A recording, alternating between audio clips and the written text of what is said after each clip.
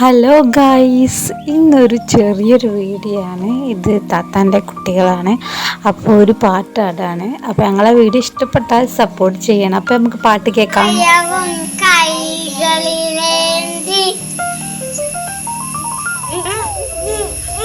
പാലും പഴവും കൈകളിലേന്തി തിന്നാനൊരുങ്ങി ഞങ്ങള് തിന്നു. പാലും പഴവും കൈകളിലേന്തി. ഇനി ഞങ്ങള് വേറെ പാട്ട് പാടാണ്.